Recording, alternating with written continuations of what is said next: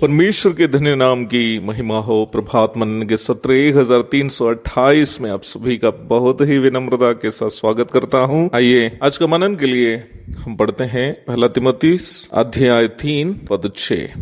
फिर ये कि नया चेला ना हो, ऐसा ना हो कि अभिमान करके शैतान का सा दंड पाए। स्थानीय कलीसिया के अध्यक्ष के रूप में नया चेला का नियुक्ति नहीं करने की अनिवार्यता के संबंध में कुछ बातों की चर्चा हम कल किए थे। अध्यक्ष एक ऐसा व्यक्ति होना चाहिए जो आत्मिक रूप में परिपक्व हो और अपनी कलीसिया के विश्वासियों की आत्मिक जरूरतों की पूर्ति करने के लिए सक्षम हो। आत्मिक परिपक्वता की बात जब करते हैं अवश्य याद रखें कि दूसरी पद से लेकर पंचम पद तक जितने भी योग्यताओं की चर्चा हम की है जो एक अध्यक्ष में होना चाहिए, उन सभी योग्यताएं यदि एक व्यक्ति में दिखते हैं वह निश्चय ही उस व्यक्ति के आत्मिक परिपक्वता का प्रदर्शन है। उन योग्यताओं में एक विषय जो बहुत ही महत्वपूर्ण है उस पर मैं जोर देकर कुछ बात कहना चाहता हूं। ये योग्यता पद 2 और 5 में सूचित किया गया है। अध्यक्ष एक ही पत्नी का पति होना चाहिए, पद 2 में लिखा है। और पद 5 में हम देखते हैं जब कोई अपने घर ही का प्रबंध करना ना जानता हो तो परमेश्वर की कलीसिया की रखवाली कैसे करेगा। ये दोनों पद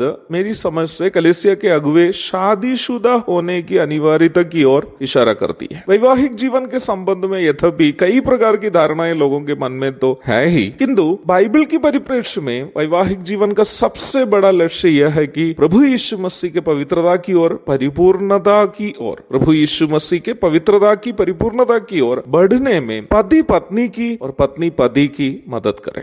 हम सब कमी घटी के इंसान हैं। कितने भी आत्मिक परिपक्वता होने पर भी त्रुटियां होने की संभावना है। जहां तक कलीसिया के अगुवे के संबंध में बोलूं, अगुवे अपनी कलीसिया में कलीसिया के रखवाले के रूप में प्रभु यीशु मसीह का प्रतिनिधि है। अगुवा स्थानीय कलीसिया का रखवाला है और प्रभु यीशु मसीह सार्वभौमिक कलीसिया का प्रधान रखवाला है। पहला पत्रस अध्याय 5 पद 2 से 4 तक। रखवाले अथवा पास्टर का काम यही है कि वह कलीसिया में उन कामों को करके दिखाए जो यदि उनके स्थान पर यीशु मसीह होते तो करता। यद्यपि जीवन के हर क्षेत्र में हर एक विश्वासी को प्रभु यीशु मसीह का प्रतिनिधित्व करना अनिवार्य तो है ही, पर अगुवों को ऐसा करना अधिक अनिवार्य है क्योंकि विश्वासी लोग अगुवे का जीवन का अनुकरण करते हैं। वर्तमान काल के अनेकों कलीसियाएं वचन से और पवित्र जीवन से बाहर इसलिए है क्योंकि विश्वासियों के सामने प्रभु यीशु मसीह का प्रतिनिधित्व करने वाले अगुवे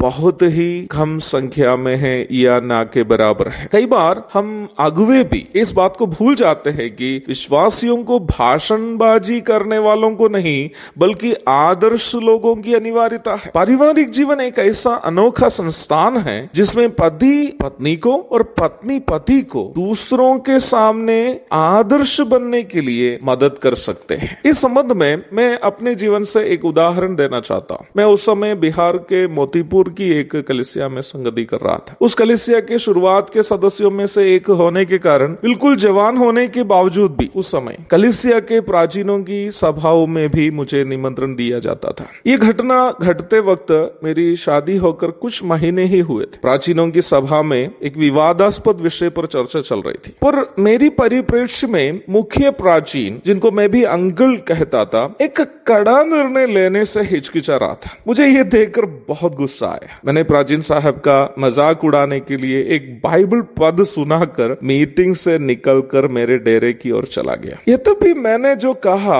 वो बाइबल पद ही थी, पर उसका प्रभाव एक गाली से भी अधिक था। जैसे मैं डेरे की ओर जा रहा था, मेरे अंदर पवित्र आत्मा याद दिलाने लगा कि मैंने प्राचीन अंकल से सही नहीं कहा। जैसे ही मैंने डेरा पहुंचा, मैंने मेरी पत्नी जास्मिन से जो कुछ हुआ सब कह दिया। तब वो बोली, अंकल का निर्णय सही हो या गलत, आपको उनसे ऐसे नहीं बोलना था, जाकर माफी मांग कर आइएगा। मैंने तुरंत ही पुनः वहां आया जहां मीटिंग चल रहा था। मैंने अंकल से कहा कि अंकल, मैंने गुस्से में आकर आपसे ऐसा कह दिया, माफी चाहता हूँ। वैवाहिक जीवन एक दूसरे को यीशु मसीह के पवित्रता की ओर बढ़ाने के लिए है। वैवाहिक जीवन का मुख्य उद्देश्य वास्तव में यही है। एक दूसरे को उपदेश देते समय बस पति और पत्नी को यह बात याद रखनी है कि आप जो उपदेश अगले को दे रहा है वो यीशु मसीह के समान अगले को बदलने के लिए ही दिया जाने वाला उपदेश है। बस यही बात पर याद रखनी है। पति और पत्नी के बीच का इस स्वभाव, एक दूसरे को सुधारने का ये स्वभाव वास्तव में आत्मिक परिपक्वता का एक स्पष्ट प्रमाण है। इसलिए ही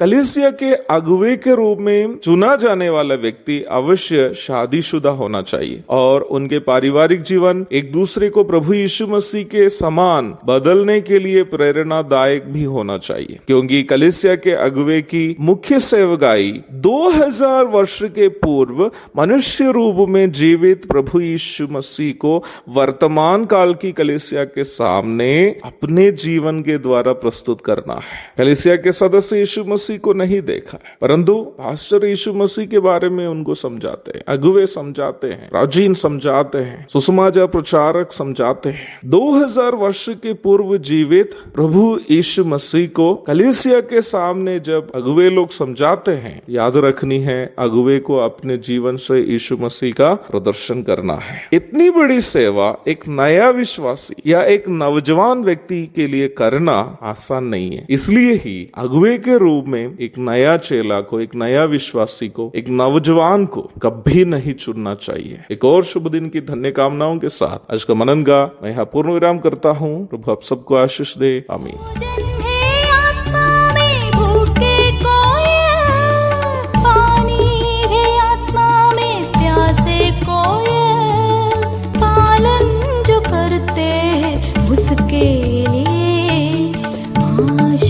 पाने का साधन है ये वचन, प्यारा वचन।